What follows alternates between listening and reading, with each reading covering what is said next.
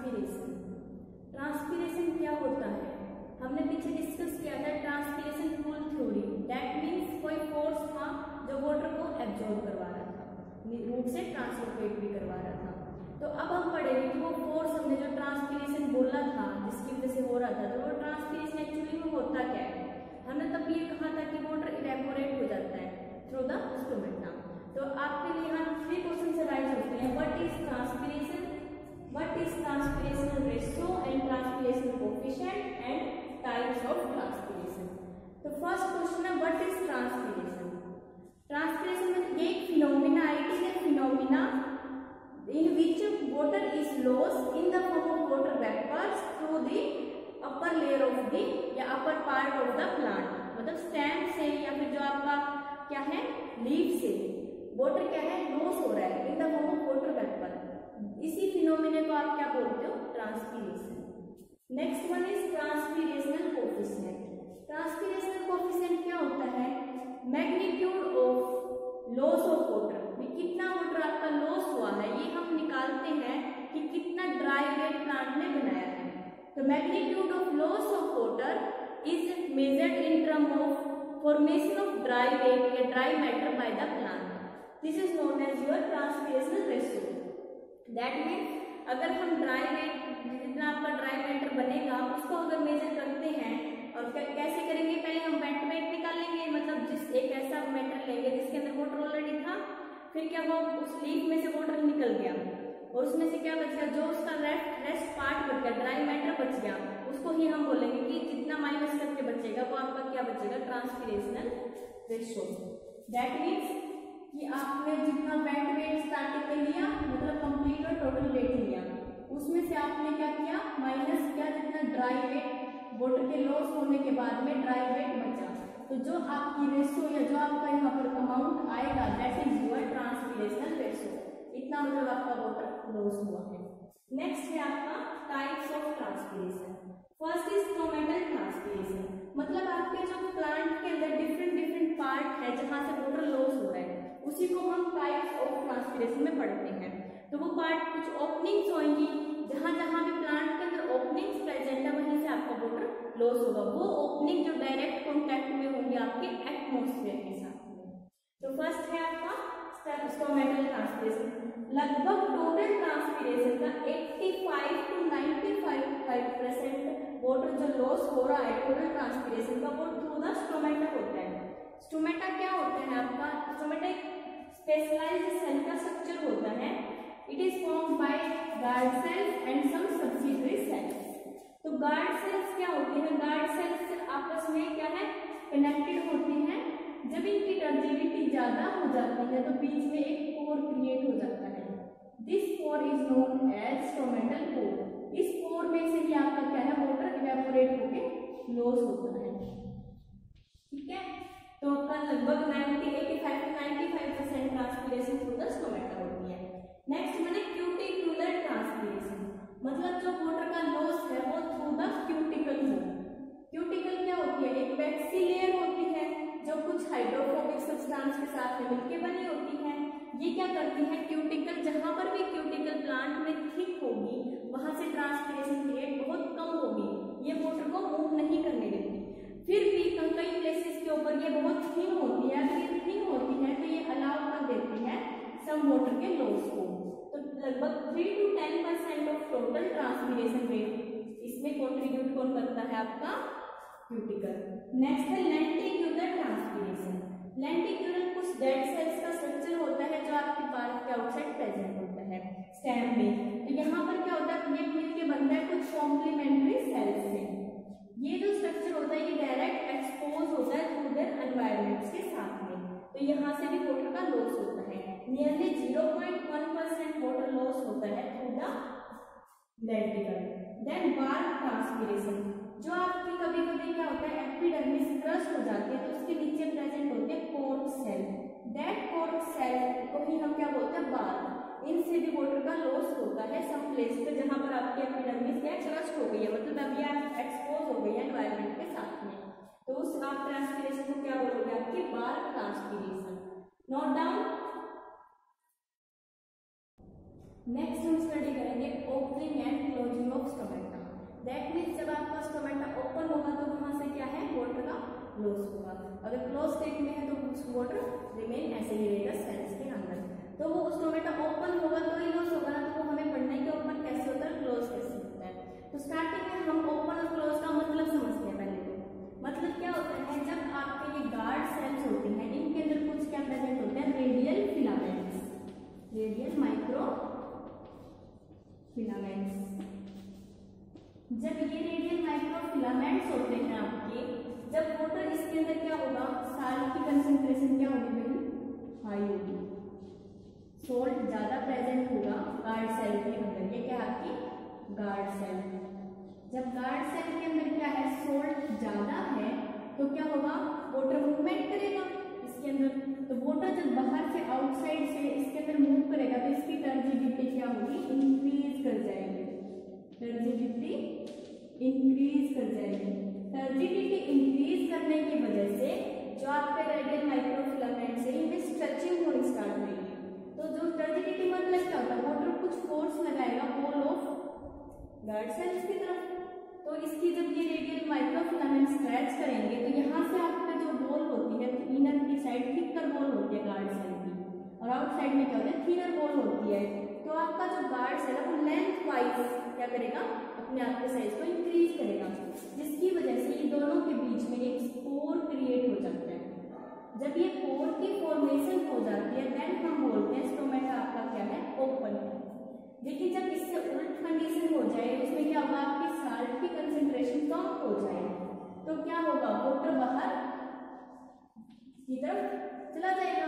Water जब इसमें से मूव करेगा बाहर की तरफ तो क्या होगा, इसकी टर्जिडिटी फिर से लॉस हो जाएगी। जब इसकी टर्जिडिटी लो होगी तो ये क्या करेगा भाई, अपनी ओरिजिनल शेप में वापस आ जाएगा और आपका ये पोर डिसअपीयर हो जाएगा। इस स्टेज में आप क्या बोलोगे स्टोमेटा को, कि आपका जो स्टोमेटा है वो क्लोज है।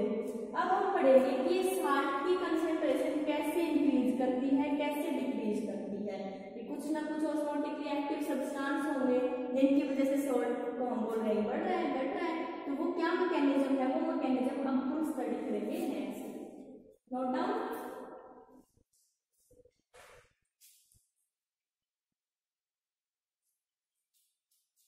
अब हम पढ़ेंगे mechanism of stomatal movement. That means आपका जो स्टोमेटा ओपन एंड क्लोज कैसे हो रहा है। इसके लिए काफी साइंटिस्ट आए। फर्स्ट हम थ्योरी पढ़ेंगे हम किसकी, स्टार्च शुगर हाइपोथेसिस। इसके अंदर लॉयड एंड शेयर नाम के दो साइंटिस्ट आए। उन्होंने क्या किया, एक थ्योरी दी कि स्टार्च और शुगर की मतलब बदलने से, आपस में कन्वर्ट होने से, इंटर कन्वर्जन होने से स्टोमेटा के ऊपर क्लोजिंग होती है। इन्होंने बोला कि स्टार्टिंग में जो आपका स्टोमेटा होता है that is in close state. तो नाइट है मतलब, तो जैसे ही दिन स्टार्ट होता है इसको मिलती है लाइट। लाइट जैसे ही मिलेगी guard cells and neutrophil cells के अंदर क्या होगा, फोटोसिंथेसिस होना स्टार्ट हो जाएगा। तो स्टार्टिंग में फोटोसिंथेसिस के लिए कार्बन डाइऑक्साइड चाहिए, तो रात के टाइम में वो कार्बन डाइऑक्साइड किसकी फॉर्म में होती है, बाइकार्बोनेट आयन।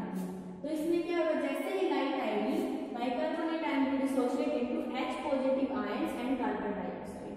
कार्बन डाइऑक्साइड किसमें चली जाएगी, फोटोसिंथेटिक एक्टिविटी में आपकी कंज्यूम हो जाएगी। अब आपका जो गार्ड सेल का साइटोप्लाज्म होगा उसके अंदर H पॉजिटिव आयंस की कंसंट्रेशन ज्यादा हो जाएगी। H पॉजिटिव आयंस की मोर कंसंट्रेशन होने की वजह से जो आपके गार्ड सेल न्यूट्रोफिल सेल है उनकी क्या होगी, पीएच जो है हाई हो जाएगी।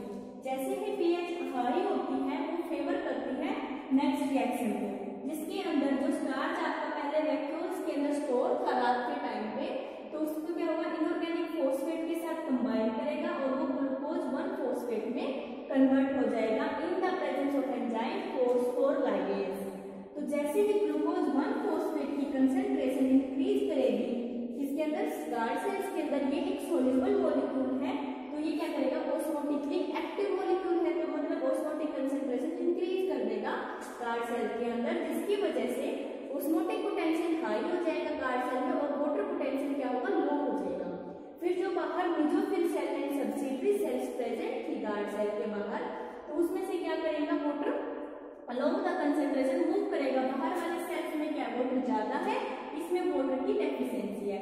तो from a region of high water potential to a region high low water potential की तरफ आपका वाटर क्या करेगा, मूव करेगा। तो इसके अंदर वाटर ज्यादा आना स्टार्ट हो जाएगा। जैसे ही इसके अंदर वाटर की अमाउंट बढ़ेगी, इस गार्ड सेल्स की टर्जिडिटी इंक्रीज करेगी। टर्जिडिटी जैसे आपकी इंक्रीज करती है, इसका क्या है, स्टोमेटा ओपन, डोर क्रिएट हो जाएगा, तो स्टोमेटा ओपन हो जाएगा। स्टोमेटा ओपन हो गया तो अब क्या है कि ट्रांसपीरेशन हो गई, वाटर क्या है बाहर की तरफ मूव करेगा। अब जैसे ही कंडीशंस इनवर्स होती है, मींस लाइट की डेफिशिएंसी होती है, डार्क कंडीशंस आ जाती है, मतलब नाइट टाइम में, तो तब क्या होगा, डार्क जैसी कंडीशन आएगी तो फोटोसिंथेटिक एक्टिविटी तो होगी नहीं। तो फोटोसिंथेटिक एक्टिविटी नहीं होने की वजह से जैसे सेल लेगी उस टाइम में रेस्पिरेशन तो सेल कर रही है, तो रेस्पिरेशन की वजह से कार्बन डाइऑक्साइड वापस से कन्वर्ट हो जाती है बाइकार्बोनेट।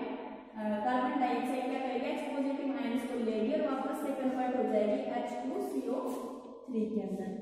H2CO3 के अंदर कन्वर्ट होने की वजह से यहाँ पर क्या है, एक्सेसिव में कार्बन डाइऑक्साइड प्रेजेंट हो गई साइटोप्लाज्म के अंदर, तो क्या है H पॉजिटिव को किसने कंज्यूम कर लिया, तो क्या है सेल के अंदर क्या है H पॉजिटिव आयंस कम हो गए तो pH लो हो जाएगी। pH लो हो जाएगी तो अब ये लो pH की वजह से ये रिएक्शन क्या है, रिवर्स हो जाएगी। रिवर्स होने की वजह से ग्लूकोज 1 फॉस्फेट बैक में कन्वर्ट हो जाएगा स्टार्च प्लस इनऑर्गेनिक फॉस्फेट में। तो स्टार्च क्या है, इनसॉल्युबल मॉलिक्यूल है, इनका साइटोप्लाज्म के अंदर इलेक्ट्रॉन हो जाके स्टोर हो जाएगा, तो उसकी वजह से क्या है वापस से गार्ड सेल के अंदर ऑस्मोटिक जो सब्सटेंस था दैट इज ग्लूकोज 1 फॉस्फेट, इसकी कंसंट्रेशन कम होने की वजह से ये अब ऑस्मोटिकली एक्टिव नहीं रहेगा और इसके अंदर वाटर ज्यादा में हो जाएगा एज कम्पेयर टू साल्ट। तो इसका वाटर पोटेंशियल इंक्रीज कर जाता है साइड वाली साइड से, तो साइड में सब्सिडियरी बेजोफिल सेल्स है, तो वाटर पोटेंशियल अब इसमें ज्यादा है, बाहर कम है, तो वाटर फिर अलोंग द वाटर पोटेंशियल क्या करेगा, मूव करेगा और सेल से बाहर आ जाएगा, जिसकी वजह से सेल अगेन दोबारा अपना स्ट्रक्चर गेन कर लेगी और स्टोमेटा आपका क्लोज हो जाएगा। ये थ्योरी दी थी साइंटिस्ट ने, लेकिन इस थ्योरी की क्या थी, एक कुछ क्रिटिसिज्म थे। एक तो इस थ्योरी ने बोला कि जैसे कि आपका इनऑर्गेनिक फॉस्फेट है, ये स्टार्च में जाएगा या रही ग्लूकोज में, तो ये होता तो ऑस्मोटिकली एक्टिव है, दोनों के टाइप में सेम एक्टिव है, तो ये कैसे चेंज कर रहा है ऑस्मोटिक कंसंट्रेशन को, ये फॉस्फेट में इसके साथ प्रेजेंट हो या फिर स्टार्च के साथ प्रेजेंट हो, बात तो एक ही है ना, फॉस्फेट तो है ना साइटोप्लाज्म के अंदर, तो ये इस फिनोमेना को कंप्लीट नहीं कर रहा था।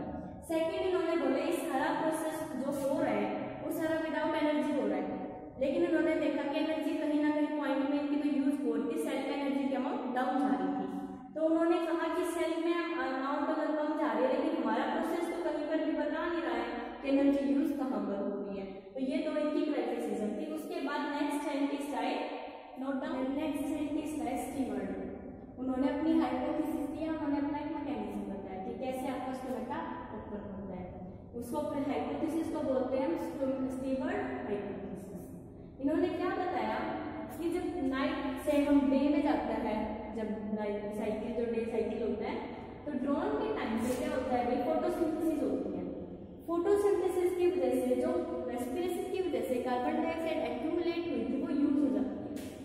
यूज होने की वजह से क्या हुआ था, पीएच H पॉजिटिव आयंस की कंसंट्रेशन इंक्रीज हो गई थी, जिसकी वजह से क्या होता है कि पीएच इंक्रीज कर जाते हैं गार्ड सेल की, पीएच जैसे ही इंक्रीज करेगी वो एक्टिवेट करती है फॉस्फोराइलेज एंजाइम्स को, ये एंजाइम क्या करेगा, स्टार्च को कन्वर्ट कर देता है ग्लूकोज 1 फॉस्फेट में। अब जो ग्लूकोज 1 फॉस्फेट है ये कन्वर्ट हो जाती है ग्लूकोज 6 फॉस्फेट में in the presence of enzyme phosphoglucomutase, ये एंजाइम कन्वर्ट कर देता है ग्लूकोज 1 फॉस्फेट को ग्लूकोज 6 फॉस्फेट में, then glucose 6 phosphate will convert into glucose, then glucose क्या करेगा in the presence of enzyme hexokinase, then glucose आपका क्या करेगा, ग्लूकोज और इनऑर्गेनिक फॉस्फेट में डिसोसिएट हो चुका है, it then convert into glucose, और ये ग्लूकोज जो आपका बचा है किसके अंदर, गार्ड सेल्स के साइटोप्लाज्म के अंदर। अभी इसकी वजह से स्टोमेटा की क्या होगी, ऑस्मोटिक एक्टिविटी क्या है, इंक्रीज कर दी, पोटेंशियल इंक्रीज कर गया, जिसकी वजह से वाटर पोटेंशियल लो हो गया, वाटर को क्या हुआ, अपटेक हो गया स्टोमेटा के अंदर, और आपका स्टोमेटा क्या हुआ, ओपन हो जाता है। लेकिन जैसे ही डे से ओल्ड डे आपका स्टोमेटा क्या रहेगा, ओपन, जैसे ही फिर डे से आप क्या पहुंचते हो इवनिंग टाइम पे, तो उस टाइम फोटोसिंथेटिक एक्टिविटी स्टॉप हो जाएगी, कार्बन डाइऑक्साइड की कंसंट्रेशन फिर क्या होगा, ज्यादा हो जाएगी, कार्बन डाइऑक्साइड आपका एक्यूमुलेट करना स्टार्ट कर जाएगा, जिसकी वजह से पीएच जो होगी वो लो कर जाएगी, लो पीएच फेवर करेगी एक्टिविटी ऑफ हेक्सोकाइनेज, हेक्सोकाइनेज क्या करेगा, ग्लूकोज को देन अगेन कन्वर्ट कर देगा ग्लूकोज 1 फॉस्फेट के अंदर by utilising the energy that is ATP को यूज करके एडीपी इनऑर्गेनिक फॉस्फेट में क्या कन्वर्ट कर देगा। इससे जो एनर्जी मिलेगी उससे ये ग्लूकोज को ग्लूकोज 1 फॉस्फेट में कन्वर्ट करता है। पीछे जो हाइपोथेसिस हमने पढ़ी थी उसमें एनर्जी के बारे में उसने नहीं बताया था साइंटिस्ट ने, इसमें यहाँ पर साइंटिस्ट स्टीवर्ट ने एक्सप्लेन किया यहाँ पर एनर्जी यूज होती है। ठीक है, तो ये ग्लूकोज 1 फॉस्फेट में convert, then glucose 1 phosphate again convert into starch के अंदर in the presence of enzyme phosphorylase and stomata again close हो जाएगा, क्योंकि स्टोमेटा के अंदर अब क्या है, स्टार्च की प्रेजेंस की वजह से स्टार्च अनडिसॉल्वेबल होती है तो ऑस्मोटिक कंसंट्रेशन डिक्रीज कर जाती है, जिसकी वजह से वाटर पोटेंशियल इंक्रीज करके एंड वाटर सॉल्ट से बाहर चला जाएगा स्टोमेटा से, जिसकी वजह से स्टोमेटा क्लोज हो जाएगा। ये कंडीशन आपकी चलती है और डे पूरी होल डे क्या रहेगा, स्टोमेटा क्लोज रहेगा। देन अगेन ड्रोन के टाइम पे अगेन स्टार्ट करती है। लेकिन इन साइंटिस्ट की थ्योरी को भी हम एक्सेप्ट नहीं करते, क्योंकि इनकी भी कुछ क्राइटेरिज्म रही है। वो क्या है, जो स्टार्च से शुगर का कन्वर्जन का प्रोसेस है वो बहुत ही स्लो प्रोसेस है। स्लो प्रोसेस की वजह से इतना जल्दी स्टोमेटा ओपन एंड क्लोज नहीं हो सकता।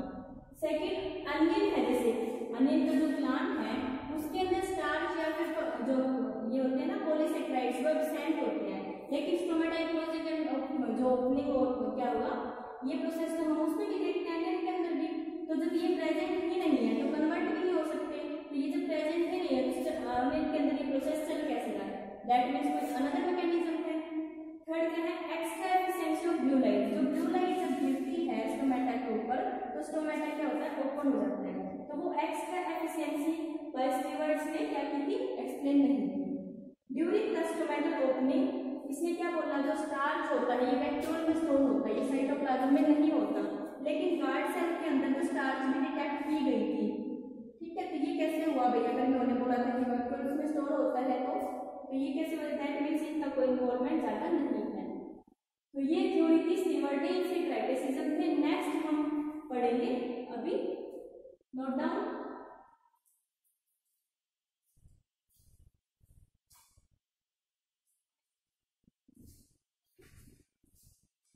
जो ग्लूकोज 6 फॉस्फेट है वो ग्लूकोज 6 फॉस्फेट और इनऑर्गेनिक फॉस्फेट में कन्वर्ट होते हैं इन the presence of enzyme phosphatase.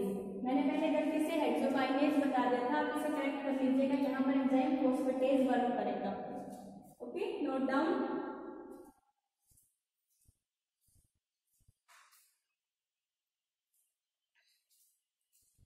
हमने अभी पढ़ा स्टार्च शुगर हाइपोथेसिस, तो इसकी आपने दोनों साइंटिस्ट की थ्योरीज मैकेनिज्म पढ़ ली, जो स्टार्च एंड शुगर के, शुगर मतलब ग्लूकोज के बेस पे थी। नेक्स्ट आई अपनी main theory, that is malate potassium ion pump theory. ये थ्योरी दी गई थी साइंटिस्ट लेविट ने 1974 में। एक्सेप्टेबल थ्योरी यही है। इसमें क्या है, नाइट टाइम पे आपका स्टोमेटा क्या रहेगा, रिमेन क्लोज, तो वैक्यूल्स के अंदर क्या प्रेजेंट है, स्टार्च। स्टार्च क्या है, वाटर की प्रेजेंस में फॉस्फोइनोल पायरुविक एसिड में कन्वर्ट हो जाएगी। जैसे ही डे टाइम आएगा, डे के टाइम पे क्या होगा, फोटोसिंथेसिस होगी, कार्बन डाइऑक्साइड का यूज होगा, पीएच इंक्रीज करेगी एंड एक्टिवेशन हो जाएगा कार्बोक्सिलेज एंजाइम का। That enzyme is PEP carboxylase. PEP carboxylase enzyme क्या करेगा, पैप को that is phosphoenol pyruvic acid को कन्वर्ट कर देगा ऑक्सैलो एसिटिक एसिड में। ये हाईली अनस्टेबल कंपाउंड होता है, तो ये कंपाउंड कन्वर्ट हो जाएगा इनटू मैलिक एसिड में। मैलिक एसिड क्या करेगा, फिर कन्वर्ट होगा mallet ion and H positive ions के अंदर। फिर यहाँ पर ये तो आपके गार्ड सेल में प्रोसेस चल रहा है, साइड में प्रेजेंट आपकी एपिडर्मल सेल्स। एपिडर्मल सेल्स में क्या प्रेजेंट होता है, हाई कंसंट्रेशन में कैल्शियम एंड ये potassium and chlorine ion present होते हैं। पंप एक्टिवेट हो जाता है, जिसकी वजह से H पॉजिटिव आयंस जो होते हैं वो क्या करेंगे, एपिडर्मल सेल्स के अंदर चले जाएंगे और वहां से पोटेशियम आयन क्लोरीन आयन क्या करेंगे, गार्ड सेल में आ जाएंगे। फर्स्टली आपका आएगा, एक्सचेंज होएगा H positive ion and potassium ion के बीच में। तब पोटेशियम आयन जब आ जाएगा गार्ड सेल के अंदर, तो इसकी कंपोजिशन को बैलेंस करने के लिए, इसके चार्ज को बैलेंस करने के लिए साथ में कौन आएगा, क्लोरीन आयन आएगा। इसकी वजह से अब यहाँ पर क्या होगा, गार्ड सेल में हाई कंसंट्रेशन हो जाएगी आयंस की। आयन की कंसंट्रेशन हाई हो जाने की वजह से ऑस्मोटिक पोटेंशियल जो है वो इंक्रीज कर जाएगा। ऑस्मोटिक पोटेंशियल इंक्रीज करने की वजह से वाटर क्या है सेल के अंदर आने स्टार्ट हो जाएगा और आपका स्टोमेटा ओपन हो जाएगा डे टाइम पे। ये था आपका ओपनिंग ऑफ स्टोमेटा का प्रोसीजर। अब हम पढ़ेंगे closing of stomata. Note down.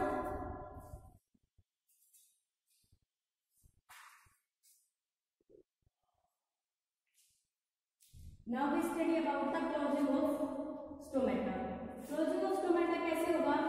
बाहर आपके एपिडर्मल सेल है, अंदर आपके क्या गार्ड सेल्स ये प्रेजेंट है गार्ड सेल्स। अब क्या होगा इसमें क्लोजिंग ऑफ स्टोमेटा में क्या होगा नाइट टाइम पे होगी, मतलब आपकी फोटोसिंथेसिस स्टॉप हो चुकी है।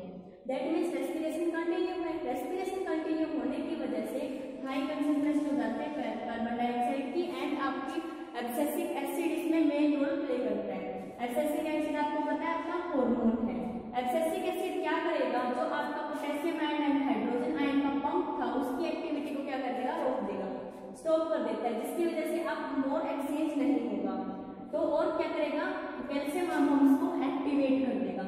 कैल्शियम पंप को एक्टिवेट करता है तो उसकी वजह से एपिडर्मल सेल से कंटिन्यू कैल्शियम की मूवमेंट इनवार्ड मूवमेंट होगी, इनफ्लक्स होएगा इन द गार्ड सेल्स के अंदर and chlorine ions and potassium ion का इफ्लक्स होगा।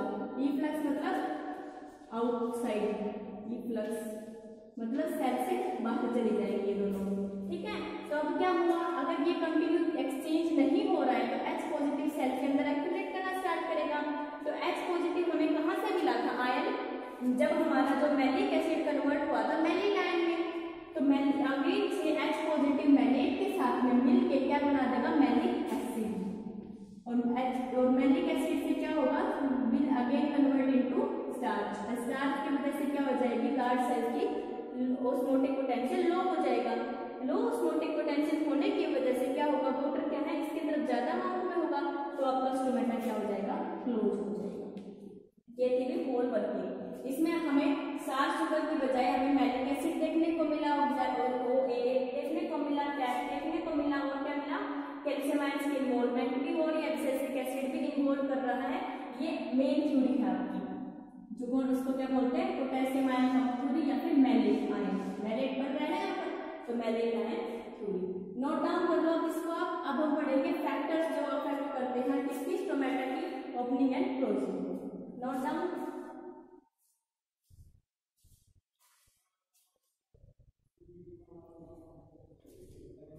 नेक्स्ट अब हम पढ़ेंगे factor affecting the stomatal movements. First है लाइट। लाइट इंक्रीज करेगी इंटेंसिटी तो आपका स्टोमेटा क्या होगा, खुलेगा, ओपन होगा लाइट की प्रेजेंस के अंदर। तो लाइट जैसे ब्लू लाइट मैंने बताई थी वो क्या करती है, स्टोमेटा की ओपनिंग को फेवर करती है। सेकंड है कार्बन डाइऑक्साइड कंसंट्रेशन।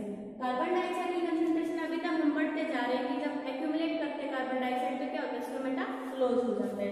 तो इंक्रीज करेगी जैसे कंसंट्रेशन, स्टोमेटा की क्लोजिंग होगी। टेम्परेचर, हाई एंड लो जो टेम्परेचर होता है वो क्या करता है, स्टोमेटा क्लोज करवा देता है। SC को डिनोट किया मैंने क्लोजिंग के लिए और SO स्टोमेटा ओपनिंग के लिए। तो हाई टू लो टेम्परेचर में आपका stomata remain close. Optimum temperature होता है 30 डिग्री, ऑप्टिमम टेम्परेचर। इस टेम्परेचर पे आपका क्या होगा, स्टोमेटा ओपन हो जाएगा। नेक्स्ट है वाटर डेफिशिएंट। वाटर डेफिशिएंट का मतलब है वाटर की डेफिशिएंसी हो जाएगा। जब वाटर डेफिशिएंट हो जाएगा तो कुछ प्लांट है जो अपने स्टोमेटा क्या करेंगे, क्लोज कर देंगे। नेक्स्ट है पीएच रिस्पांस। अभी तक हम पढ़ते आ रहे हैं जैसे पीएच इंक्रीज करती है स्टोमेटा ओपन हो जाता है, पीएच डिक्रीज करती है स्टोमेटा क्लोज हो जाता है। नेक्स्ट है एब्सिसिक एसिड। एब्सिसिक एसिड एक हार्मोन है, ये क्या करवा रहा था, potassium and H positive ions के चैनल को ब्लॉक कर रहा था। ये क्या कर रहा था, स्टोमेटा की क्लोजिंग में हेल्प कर रहा था। नेक्स्ट हार्मोन है साइटोकाइनिन। साइटोकाइनिन आपके स्टोमेटा की ओपनिंग को फेवर करता है, पोटेशियम आयंस के चैनल को फेवर करता है। Next atmospheric humidity. अगर ह्यूमिडिटी 70% से ज्यादा है तो स्टोमेटा ओपन रहेगा, और ह्यूमिडिटी 50% से लेस है तो स्टोमेटा आपका क्लोज हो जाएगा। All about stomata and stomatal movements and factor affecting the stomatal movements.